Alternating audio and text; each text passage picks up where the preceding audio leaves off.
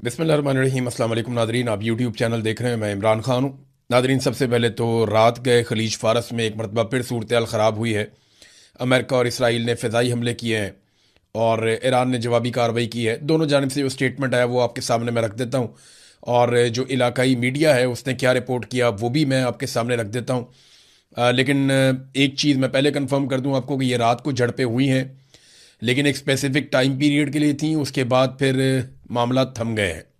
लेकिन इस तरह की कोई भी चीज़ खित्ते को दोबारा से जंग में धकेल सकती है, और ये हम सब जानते हैं।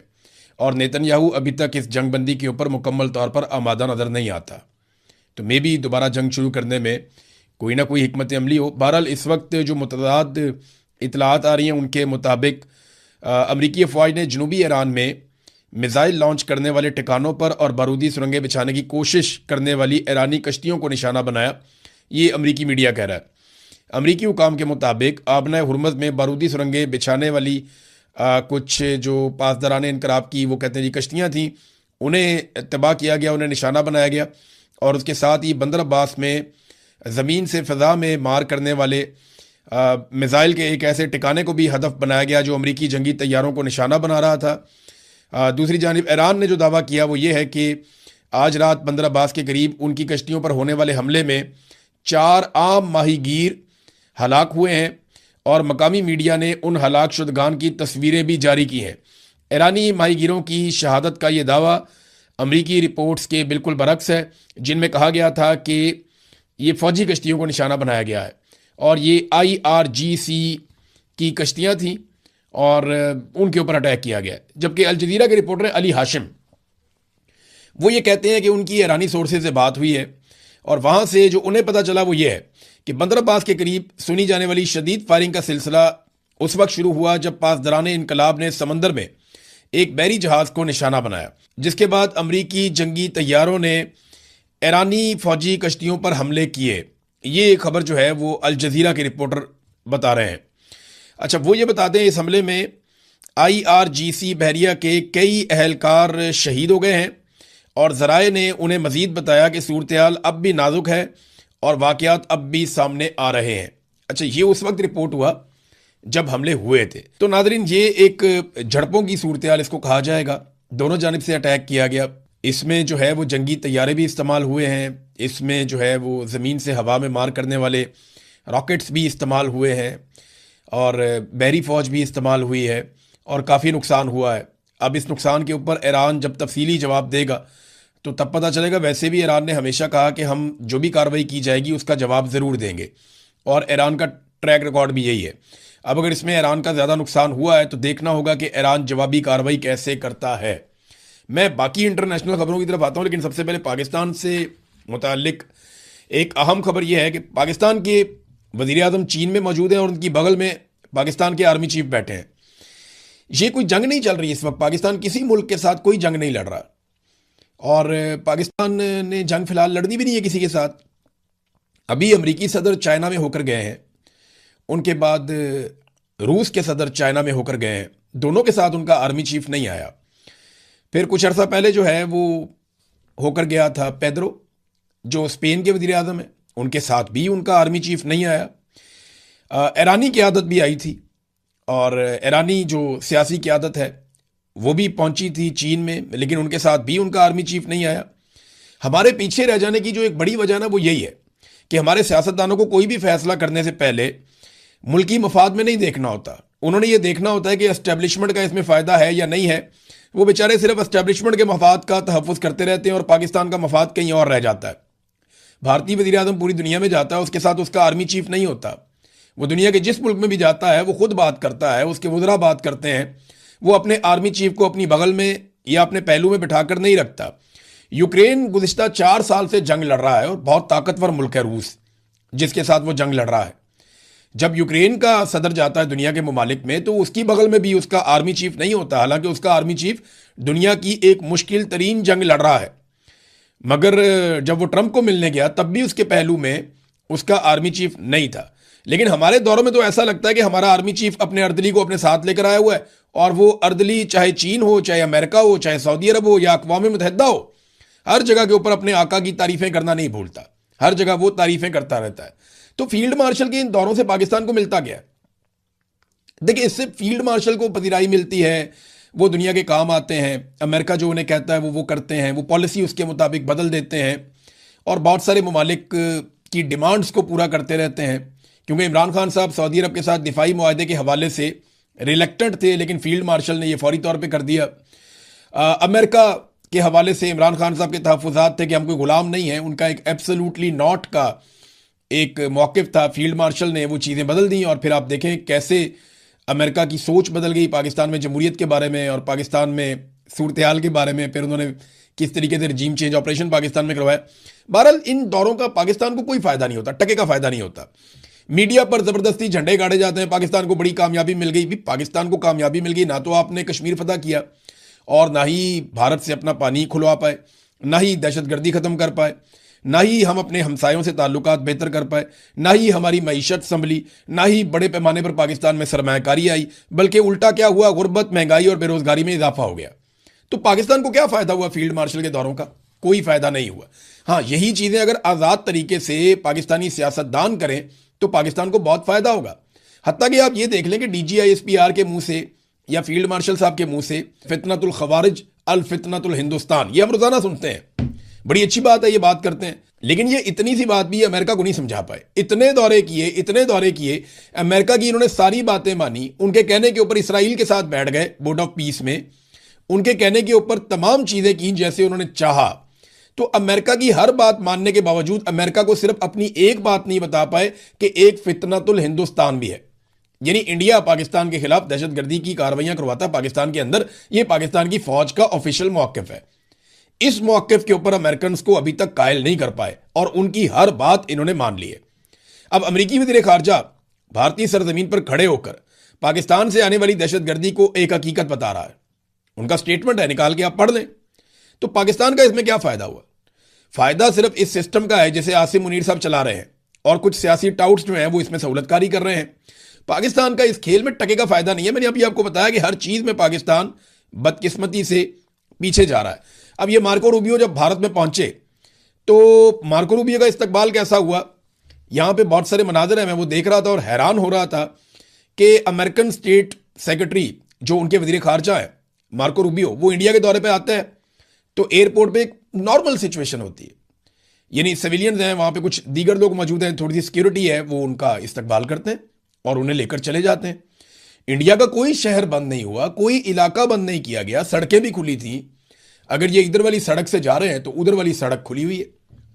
पाकिस्तान के अंदर पूरा मुल्क बंद करके रख दिया इन्होंने। रावलपिंडी और इस्लामाबाद को उनके आने की खबर के ऊपर 2 हफ्ते तक बंद रखा। ये हमारी औकात है। अमेरिका से कोई छोटा मोटा उनका ऑफिसर भी आ जाता है तो फील्ड मार्शल, वजीर आजम, फलाना ढमकाना, पूरी कैबिनेट लेने पहुंच जाती है। वहां से उनकी खुशामद करते हुए उनको लेकर आते हैं और वापस भी खुशामद करते हुए छोड़ते जाते हैं। यानी ये बहुत बड़ा फर्क है। खुद मुख्तारी क्या होती है, यानी जो जितना बड़ा है उसको उतना प्रोटोकॉल आप दें और उस तरीके से उसको आप डील करें। लेकिन पाकिस्तान की मिलिट्री एस्टेब्लिशमेंट ने पाकिस्तान की अंदरूनी सियासत में और अंदरूनी मामलात में अमेरिका की मुदाखलत को हमेशा वेलकम किया और वो मुदाखलत हद से ज्यादा बढ़ा दी है। अब ऐसा लगता है कि अमेरिका पाकिस्तान के ऊपर हुकूमत करता है पाकिस्तान की मिलिट्री एस्टेब्लिशमेंट के जरिए से। इसके ऊपर ना कुछ आर्टिकल भी छप रहे हैं, आने वाले दिनों में मैं ये सारी चीजें आपके सामने रखूंगा। लेकिन हालात पाकिस्तान में ये हैं फील्ड मार्शल के दौरों के बाद कि 90 फॉरेन कंपनियां पाकिस्तान को छोड़कर चली गई। ये बात जो है डॉक्टर कैसर बंगाली, ये बड़े शानदार इकोनॉमिस्ट हैं, उन्होंने कहा पिछले 5 साल में 90 फॉरेन कंपनियां यहां से चली गई हैं। ये फॉरेन डायरेक्ट इन्वेस्टमेंट लाने की कोशिश कर रहे हैं, जबकि रिवर्स FDI हो रहा है इस मुल्क में। ये तो मईशत का बेड़ा गर्क हो रहा है। बड़ी बड़ी कंपनियां, बड़े बड़े इन्वेस्टर्स वो पाकिस्तान को छोड़कर जा रहे हैं। हत्ता कि पाकिस्तानी जो पाकिस्तान से प्यार करने वाले हैं, पाकिस्तान के लिए जीते हैं, पाकिस्तान के लिए कुछ करना चाहते हैं, जिनके पास हुनर भी है, वो बेचारे पाकिस्तान छोड़ कर जा रहे हैं। जो डॉक्टर बनता है वो मरीजों की खिदमत करना चाहता है, लेकिन यहां मुस्तकबिल ही कोई नहीं है, यहां पॉलिसी कोई नहीं है। लोगों का कत्लेआम किया जा रहा है। लोग देखते हैं रोजाना नाइंसाफियां हो रही हैं, वो ये देखते हैं उनके बच्चे महफूज नहीं है, कोई लॉ एंड ऑर्डर नहीं है, तो लोग पाकिस्तान छोड़ कर जा रहे हैं। और ये बड़ी बदकिस्मती है। वैसे भी इकोनॉमी बिल्कुल डाउन है, किसी को काम ही नहीं मिलता। अब ये फील्ड मार्शल के दौरों से कम ये तो होना चाहिए था ना कि कम से कम इन्वेस्टमेंट आती। ये खबर मैंने आपके सामने रख दी। एक और खबर ले लें आप। ये UAE के हवाले से पाकिस्तान की हुकूमत दावे कर रही थी और वो गलत दावे थे। मुत्तहदा अरब अमारात पाकिस्तानियों को निकाल रहा है तो पाकिस्तान के वजीर दिफा ने कहा कि वो सारे इमाम मस्जिद तो नहीं है, उनमें जराइम पेशा लोग भी हैं, उनके अंदर जो है वो मांगने वाले भी हैं, फकीर भी हैं। अब रॉयटर्स ने इसके ऊपर जो खबर लिखी है वो क्या लिखी है, वो कहते हैं जी हुकूमत ने जो तरदीद की है वो तो अपनी जगह, लेकिन उनकी खबर में बड़े होशरुबा इंकशाफात हुए हैं। 28 फरवरी के बाद, यानी जब हमला किया गया ईरान के ऊपर इसराइल और अमेरिका की जानिब से, उसके बाद 7,500 शिया पाकिस्तानियों को यूएई से डिपोर्ट किया गया। वो नौकरियों, सामान, हत्ता के अपनी सेविंग्स तक से महरूम हो गए। ये अब मैं नहीं कह रहा, ये अब कोई पाकिस्तानी मीडिया भी नहीं कह रहा, ये रॉयटर्स की खबर है और वो ये बता रहे हैं डाटा इकट्ठा करने के बाद। अभी मजीद डाटा भी आ जाएगा आपके सामने और बहुत सारी चीजें आप उनको देखेंगे तो ये भी पाकिस्तानी हुकूमत का मौक़िफ़ गलत साबित हो गया कि जनाब ये जराइम पेशा लोग वापस आए। यहां पे एक खामोशी थी, मैंने आपको बताया था ना कि दहशतगर्दी के मामलात पे रोका गया पाकिस्तान की मीडिया को कि आपने कवरेज नहीं करनी, और साथ में रोका गया है कि आपने यूएई के मामले के ऊपर कवरेज नहीं करनी। और एक चीज और रोकी गई है कि इमरान खान के दौर से मौजूदा दौर का आपने मवाजना नहीं करना। बड़ी सख्ती से पाकिस्तान की इंटेलिजेंस एजेंसीज ने मना किया है पाकिस्तान के तमाम सहाफ़ियों को कि आपने मईशत का मैदान हो, अमन व अमान का मैदान हो, कोई भी मैदान हो, आपने इमरान खान के दौर के साथ मौजूदा दौर का मवाजना नहीं करना। वो दौर और था, ये दौर और है। अब ये कह के वो कोशिश करते लगे, इमरान खान के दौर में कोविड आया, पूरी दुनिया तबाही का शिकार हो रही थी, बहुत बुरे हालात थे, इनको तो वो दौर ही नहीं मिला, वरना पता नहीं ये सारे पाकिस्तानियों को ही मार देते। बहरहाल डोनाल्ड ट्रंप ने जो मुतालबा किया ना मुसलमान मुल्कों से कि आप फौरी तौर पे अब्राहम अकॉर्ड के ऊपर दस्तखत करें, और उन्होंने अपनी इंतजामिया को कहा कि इसका बंदोबस्त करो फटाफट। दोनों अलग अलग मामले हैं। ये जो ईरान का, इसराइल का और अमेरिका का फटा हुआ ना, ये अलग चीज़ है। वो जो अब्राहम अकॉर्ड है ना, वो एक अलग चीज़ है। लेकिन डोनाल्ड ट्रंप इसी में लपेट के कि जनाब ये मुआहदा हो रहा है, लिहाजा ये वाला मुआहदा भी करो, उसको एक कंडीशन के तौर पर साथ रख दिया। मैं हैरान हो रहा था और इंतजार कर रहा था कि ये जितने दीन के ठेकेदार पाकिस्तान में रहते हैं मौलवी, ये कब बोलेंगे डोनाल्ड ट्रंप के इस बयान के बाद। तो कोई ठेकेदार नहीं बोला, किसी ने फतवा जारी नहीं किया। यानी इमरान खान को ताने देने वाले जितने लोग थे सारे गायब हैं। ताहिर अशरफी किधर है, मुफ्ती मुनीब किधर है, ये क्यों नहीं स्टेटमेंट देते कि डोनाल्ड ट्रंप का ये मुतालबा क्या है, इसके बारे में कोई बात नहीं कर रहा। फील्ड मार्शल का स्टेटमेंट आना चाहिए, शहबाज शरीफ का स्टेटमेंट आना चाहिए, उन्हें बताना चाहिए ना। वैसे तो वो आयात सुनाते हैं, वो बताते हैं, लेकिन यहां पे भी बताएं ना कि इसमें कुरान पाक क्या कहता है कि जब जुल्म किया जा रहा हो एक तबके के ऊपर तो वहां पे आपने क्या करना है और किस तरफ आपने जाकर खड़े होना है। कायदे आज़म ने क्या कहा था, पाकिस्तान की असास क्या है, इसके ऊपर बात करें ना। भारत आजकल वैसे ये समझाया जाता है मुख्तलिफ हलकों में बैठकर कि इसराइल को तस्लीम कर लेने में पाकिस्तान का फायदा होगा। ये बार बार समझाया जाता है, ये बात बार बार की जाती है और लोगों को ऑफ द रिकॉर्ड कायल किया जाता है। दो चार लोगों ने मेरे से भी एक दफा ये बात की थी, मैंने शटअप कॉल दी थी कि यार देखो ये पाकिस्तान की पॉलिसी नहीं है, पाकिस्तानी इसको तस्लीम नहीं करेंगे जब तक कि आप फलस्तीनियों को उनका हक नहीं मिल जाता, वो मुतमईन नहीं हो जाते, तो हम कौन होते हैं कि हम मुतमईन हो जाएं यहां बैठ के। सऊदी अरब का भी यही मौक़िफ़ है कि पहले फलस्तीनी रियासत का क़याम अमल में आना चाहिए, उन्हें मुतमईन होना चाहिए। अब यहां पे तो एक से एक नई गेम हो रही है। ये एक चीज मैं आपके सामने रखता हूं, एक नई साजिश इसको करार दिया जा रहा है जो बुनी गई है, और इसके अंदर जो खेल है वो क्या है। ये मिडिल ईस्ट आई ने ये खबर ब्रेक की है और ये एक बड़ी तशवीशनाक रिपोर्ट है। इस रिपोर्ट के मुताबिक अमेरिका और इसराइल एक ऐसे मंसूबे पर गौर कर रहे हैं जिसके तहत मस्जिद अक्सा पर उर्दन की तारीखी कस्टोडियनशिप उसे खत्म कर दिया जाएगा। यानी इस वक्त उर्दन के कंट्रोल में है, उसे खत्म कर रहे हैं और इस मंसूबे के मुताबिक इस्लामी औकाफ की जगह पर इसराइल की हमायत याफ्ता एक नई बॉडी कायम की जाएगी जो इस मुकद्दस मुकाम को एक कसीरुल अकीदा मरकज में तब्दील कर देगी, जहां यहूदियों को इबादत की वसी तर रसाई दी जाएगी।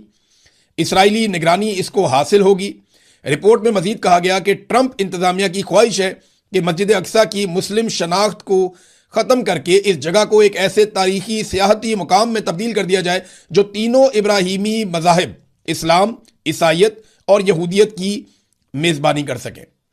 यानी अब ये जो एक शनाख्त है मस्जिद अक्सा की कि ये मुसलमानों का एक मुकद्दस मुकाम है, वो शनाख्त ख़त्म की जाएगी और एक इंडिपेंडेंट बॉडी बनाई जाएगी।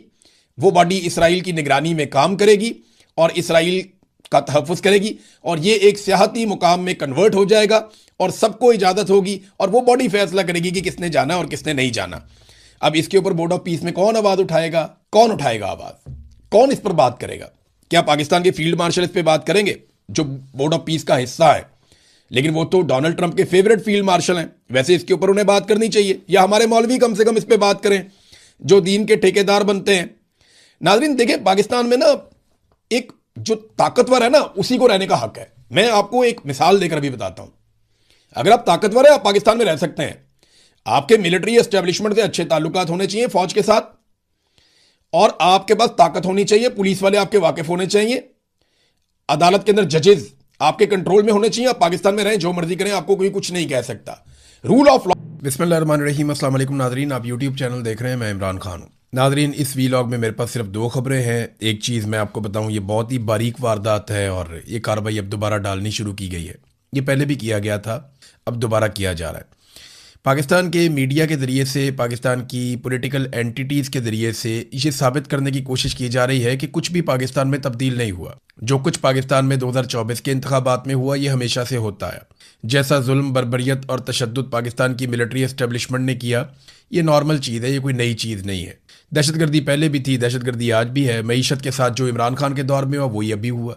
जो सहाफ़ियों के साथ या मीडिया के साथ इमरान खान ने किया, बिल्कुल वही चीज़ें आज भी हो रही हैं। ये दावा किया जा रहा है और ये एक तासुर दिया जा रहा है, लेकिन फैक्ट्स कुछ और है। हकायक जब मैं आपके सामने रखूंगा, और पहले कई मरतबा रख चुका हूं, जब ये प्रोपेगेंडा किया जाता है, देखिए मिलिट्री एस्टेब्लिशमेंट अपने जुल्म को जस्टिफाई तो कर नहीं सकती, तो वो एक तरीका ये निकालते हैं कि वो ये बावर करवाते हैं कि ये जुल्म तो हम हमेशा से कर रहे हैं, तो आज आप क्यों शोर उठा रहे हैं। ये भी एक तरीका वारदात होता है ना। बहुत सारे सहाफ़ी ये कहानी सुनाते हैं कि जनाब नहीं इमरान खान के दौर में ये चीज़ बहुत बुरी थी, नहीं इमरान खान के दौर में तो मीडिया के साथ ये हो गया था, वो हो गया था। हुआ था, लेकिन आप इस दौर के साथ मुवाजना नहीं कर सकते। ज़मीन आसमान का फ़र्क हो जाता है। देखें, समझने की बात है। इमरान खान के दौर में मीडिया के साथ बहुत कुछ बुरा हुआ जो नहीं होना चाहिए था, और वो काबिल मुज़म्मत था, और जो कुछ भी हुआ उस पर उस वक्त मैंने भी आवाज़ उठाई, बाकी सारे मीडिया ने भी आवाज़ उठाई, हम लोगों ने तब भी एहतजाज किया था। लेकिन उस दौर का मुवाजना आप इस दौर के साथ तो कर ही नहीं सकते ना, मुमकिन ही नहीं है। मैं कुछ चीज़ें आपको बताता हूँ कि तो देखें, कहते हैं इलेक्शन चोरी हुआ तो पहले भी हुआ था, सहाफ़ियों पर सख्ती आई तो पहले भी आई थी, मईशत तबाह हुई तो इमरान खान ने भी की थी। अब ये कहते हैं इस तरह से, लेकिन फैक्ट्स आप देखेंगे, जो कुछ 2024 के इंतखाबात में हुआ, ऐसे तारीख में पहले कभी नहीं हुआ। इंतखाबी निशान छीन लिया गया, पहले नहीं हुआ। उम्मीदवार अगवा कर लिए गए, पहले नहीं हुआ। कागजात नामजदगी जमा करवाने जा रहे हैं, रस्ते में कागजात ही छीन लेते हैं, ऐसा हमने पहली दफ़ा देखा। जलसे और जुलूसों पर एक पॉलिटिकल पार्टी जो इलेक्शन में है, उस पर मुकम्मल तौर पे पाबंदी लग गई, ये भी हमने पहली दफ़ा देखा। एक पॉलिटिकल पार्टी का झंडा आपको कहीं नज़र नहीं आया, पोस्टर और बैनर कहीं नज़र नहीं आया, ये भी हमने पहली दफ़ा देखा। वोट मांगने तक पे पाबंदी लगा दी गई, ये भी हमने पहली दफ़ा देखा। 6 माह से एक लीडर मुकम्मल तौर पर गायब था, ना उसकी तस्वीर, ना उसकी ऑडियो, ना उसकी वीडियो। अगवा बराए बयान तवातर के साथ हो रहे थे, जबरी तौर पे लापता किया जाता था उम्मीदवारों को। वो वापस आते थे, कहते थे जी हम पीटीआई से और इमरान खान से हमारा कोई ताल्लुक नहीं है। ये इससे पहले हमने नहीं देखा था। फिर वफादारियां जानबूझकर छुड़वाई गई, दबाव डालकर लोगों पर। चादर और 4 दीवारी का तकद्दुस जिस तरह पामाल किया गया इन इंतखाबात से पहले हमने नहीं देखा। हजारों कारकुनों को जेलों में भरकर एक पॉलिटिकल पार्टी को इलेक्शन में उतारा गया, ये भी नहीं देखा। इंटरनेट और मोबाइल फोन बंदिश, यानी ये सारा कुछ भी किया गया। और जब इससे भी कुछ नहीं बना तो रिजल्ट ही तब्दील कर दिया गया। फॉर्म 45 के मुताबिक फॉर्म 47 जारी ही नहीं किए गए। देखें, ये सारी चीजें, कोई एक चीज किसी इलेक्शन में हो गई, कोई दूसरी चीज किसी इलेक्शन में हो गई, कोई एक आधी चीज थोड़े बहुत पैमाने पे एक इलेक्शन में हो गई, ये सारे हथकंडे मिलाकर एक इलेक्शन में इस्तेमाल किए गए। तो ये तो पाकिस्तान की तारीख में पहले कभी नहीं हुआ। 2018 में आरटीएस बैठने का शिकवा पीएमएलएन करती है, लेकिन आज आपके सामने एक बड़ा इंटरेस्टिंग फैक्ट मैं रखता हूं। जरा आप रिजल्ट निकालें और उस टाइम की लाइव कवरेज चेक करें। जब आरटीएस बिठाया गया तो उस वक्त पाकिस्तान तहरीक इंसाफ आगे चल रही थी, लेकिन जब दोबारा आरटीएस बहाल हुआ और रिजल्ट आए तो पीएमएलएन आगे बढ़ गई थी और पीटीआई की सीटें कम हो गई थी। देखिए, अगर तो आरटीएस 2018 में इमरान खान के हक में बिठाया जाता तो आरटीएस बैठने के बाद जब दोबारा रिजल्ट जारी हुए तो इमरान खान की सीटें पहले से ज्यादा होनी चाहिए थी। लेकिन दिलचस्प बात यह है कि जिस वक्त आरटीएस को बिठाया गया उस वक्त इमरान खान साहब की पार्टी ज्यादा आगे चल रही थी, और जब दोबारा नतायज जारी किए गए तो इमरान खान साहब की पार्टी कम आगे चल रही थी, यानी पीछे चली गई। ये तो 2018 की वारदात है। अब अगर आप ये देखेंगे 2024 में रिजल्ट बंद हुए, तो जब रिजल्ट बंद हुए तो पाकिस्तान तहरीक इंसाफ 180 नशिस्तों पर जीत रही थी रात 12 बजे के आसपास, और पीएमएलएन जो है वो 17-18 सीटों तक महदूद थी। लेकिन जैसे ही दोबारा रिजल्ट जारी किए गए फॉर्म 47 के, तो पीएमएल सादा अक्सरियत में पहुंचा दी बाकी जमातों के साथ मिलाकर। यह भी पहली मरतबा हुआ कि मखसूस नशिस्तें माले गनीमत की तरह छीन कर दूसरी पॉलिटिकल पार्टीज में बांट दी गई। तो 2024 के इंतखाबात का जो बंदा भी पिछले इंतखाबात के साथ मवाजना करता है वो ज्यादती करता है। हाँ, 2018, 2013, 2008, उससे पहले 2002, इन इंतखाबात का आप आपस में मवाजना कर सकते हैं, लेकिन 2024 के इंतखाबात के साथ आप बाकी इंतखाबात का मवाजना नहीं कर सकते।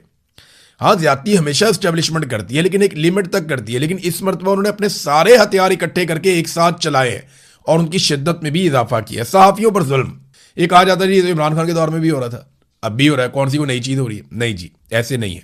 इमरान खान के दौर में सहाफियों के साथ जो हुआ वो बहुत बुरा हुआ। मैं आज भी कहता हूं और मैं उस वक्त भी कहता था, लेकिन उसका मवाजना आप नवाज शरीफ के पिछले दौर से कर सकते हैं। 2022 के बाद तो कहानी बदल गई ना। मामला यह है कि इमरान खान के दौर में सहाफियों के साथ जो बुरा हुआ वो तवातुर से पहले भी होता चला आ रहा था। नवाज शरीफ के दौर में, पीपल्स पार्टी के दौर में, या उससे पहले कुछ हद तक मुशर्रफ के दौर में, और उससे पहले वाले अदवार में भी। तो आप मुवाजना वहां कर सकते हैं। रजीम चेंज ऑपरेशन के बाद जो सहाफियों के साथ हुआ उससे नहीं कर सकते। देखें ना, मुतीउल्लाह जान साहब जबरी तौर पे लापता होते हैं, हम सब शोर मचाते हैं, उसकी मजम्मत करते हैं, रोला डालते हैं, और 5 घंटे के अंदर इमरान खान साहब उसका नोटिस लेते हैं, बहुत सख्ती करते हैं। पाकिस्तान की आईएसआई को मुतीउल्लाह जान साहब को छोड़ना पड़ जाता है, वो मंजरे आम पे आ जाते हैं। जबकि मुझे जबरी तौर पे लापता किया जाता है और सारे शोर मचाते हैं, सब बोलते हैं। 5 महीने तक मुझे एक अजाब के अंदर मुसल्लत करके रखा जाता है कि हमारी बात मानो, नहीं तो हम नहीं छोड़ेंगे। कितना फर्क है, कहां 5 घंटे और कहां 5 महीने। मुतीउल्लाह जान को भी अगर इस दौर में उठाया जाता, अगवा किया जाता, जबरी तौर पे लापता किया जाता, हो सकता है वो 5 महीने क्या 1 साल उनको ना छोड़ते। तो ये जो जुल्म और ज्यादती की दास्तानें अब लिखी गई हैं, ये माजी में नहीं थी। अरशद शरीफ की शहादत वाला जो मामला इतना बड़ा, ये पहले नहीं हुआ कभी। सहाफियों के ऊपर इस बड़े पैमाने पर मुकदमा दर्ज नहीं हुए। आज 1 दर्जन से ज्यादा सहाफी पाकिस्तान से बाहर बैठे हुए हैं। शाहिद असलम पाकिस्तान से बाहर है, मुईद पीरजादा पाकिस्तान से बाहर है, साबिर शाकिर साहब पाकिस्तान से बाहर हैं, वजाहत सईद खान साहब पाकिस्तान से बाहर हैं, जुबैर अली खान साहब पाकिस्तान से बाहर हैं, अहमद नुरानी साहब तो चलो पहले से ही पाकिस्तान से बाहर हैं, वो तो पिछले दौर में ही चले गए थे। और भी सहाफी हैं जो पाकिस्तान छोड़ छोड़कर चले गए हैं। ये जो इंसानी हकूक की पामालियां हो रही है, इनका भी कहा जाता है जी इमरान खान के दौर। ओ भाई, हर दौर में इंसानी हकूक की पामालियां हुई हैं। इस दौर में नए रिकॉर्ड बने हैं, ये मानो। ये जो है ना, एक जैसा करके ना तो ये तासुर देते हैं कि जनाब ये कोई नई चीज नहीं हो रही। क्यों नहीं हो रही नई चीज? जो मारक बलूच के साथ अब हो रहा है, देखिए खवातीन के साथ तो नहीं होता था ना, कम से कम। हाँ, ये पहले जुल्म होता था, जबर होता था, अली वजीर के साथ हुआ, बहुत सारे और लोगों के साथ हुआ, लेकिन ये मामला मर्दों तक महदूद रहते थे। लेकिन अब तो खवातीन को जैसे टारगेट किया गया, जिस तरीके से खवातीन को जेलों में भर दिया गया, वजीर आजम साबिक है, उसकी अहलिया को उठा के जेल के अंदर डाल दिया, इद्दत जैसा घटिया केस बना दिया। यास्मीन राशिद हो गई, सनम जावेद हो गई, आलिया हमजा हो गई, फलक जावेद हो गई, भुट्टा साहिबा हो गई, उसके अलावा यहाँ पे तैयबा राजा साहिबा हो गई, और बेशुमार। अभी खास तौर पे मैं जिक्र करूंगा कि जो किया जा रहा है ईमान मजारी और उनके शौहर के साथ, हद नहीं है वैसे। वो हामला खातून है और इंसानी हकूक के लिए आवाज उठाती है, उसको उठा के भी जेल में भरा। ये जुल्म जो अब हो रहा है, मारक बलोच उनके साथ और खवातीन भी गिरफ्तार हैं, ये इससे पहले नहीं